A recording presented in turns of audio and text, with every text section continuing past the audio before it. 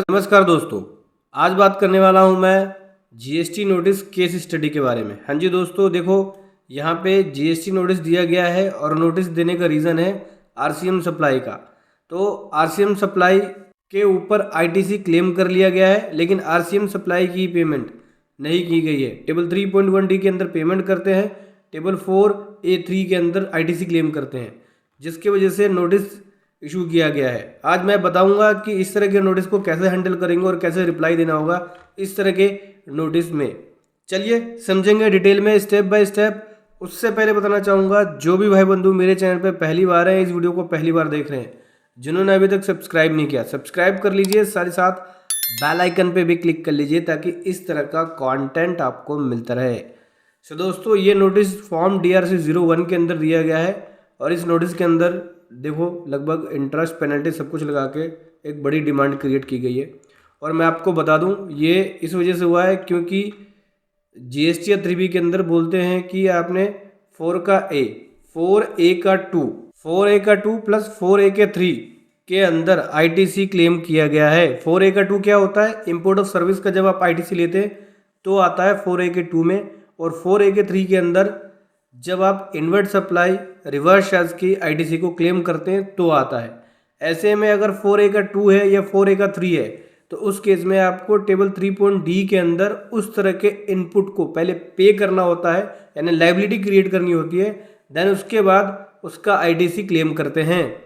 यहाँ पे देख सकते हैं, यहाँ भी टेबल दी है। इस टेबल में मंथली बताया है कि हर महीने आपने टेबल 4A के 3 के अंदर ये इनपुट क्लेम किया। जैसे कि आईजीएसटी में देख सकते हैं इतना क्लेम किया, सी में इतना, एस में इतना, लेकिन टेबल 3.1D के अंदर उस अमाउंट को पे नहीं किया है।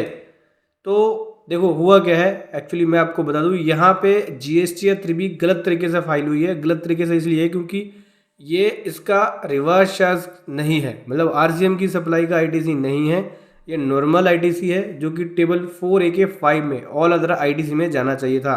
लेकिन बाय मिस्टेक ये टेबल 4A के 3 में डाल दिया गया है, जिसकी वजह से डिमांड क्रिएट हो गई है। और ये डिमांड जो क्रिएट हुई है 3.1D को कंपेयर करके डिमांड क्रिएट की गई कि आरसीएम जो आईटीसी लिया क्या उसको 3.1D में पे किया, क्योंकि जो रिटर्न का फॉर्मेट है, रिटर्न के फॉर्मेट के अंदर और लॉ के अंदर ये बोलते हैं कि आरसीएम का आईटीसी लेना है तो सबसे पहले आरसीएम की लायबिलिटी को पे करना होगा, और वो भी आरसीएम की लायबिलिटी कैश लेजर से पे होगी।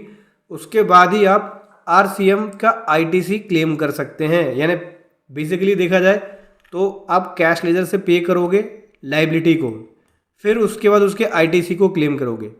हालांकि ये एक आरसीएम वाला जो फंडा है मुझे अभी तक समझ में नहीं आया जब से जीएसटी लागू हुआ, क्योंकि एक तरफ तो अपनी जेब से कैश लेजर में लायबिलिटी को पे करते हैं, दूसरी तरफ आईटीसी क्लेम कर लेते हैं। यानी अगर कोई पर्सन है, उसकी ऊपर वाली जेब में पैसा, ऊपर वाली जेब से पैसा निकल गया और वो नीचे वाली जेब में, पैंट की जेब में चला गया पैसा, क्योंकि एक साइड तो वो कैश लेजर से पे कर रहा है, दूसरी साइड वो आईटीसी को क्लेम कर रहा है, तो बेसिकली अपना पैसा बस पोर्टल पे घूम रहा है, एक तरह से ये समझो।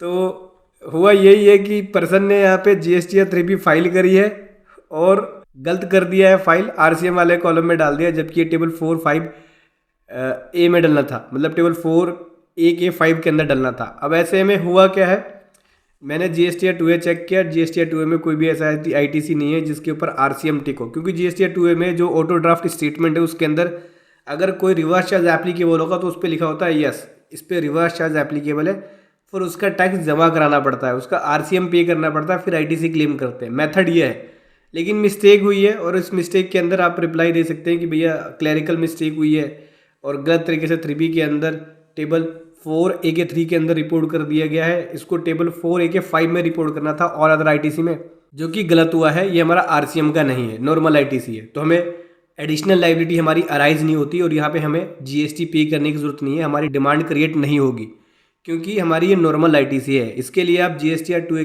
को चेक करके उसकी कॉपी भी अटैच कर सकते हो रिप्लाई के अंदर।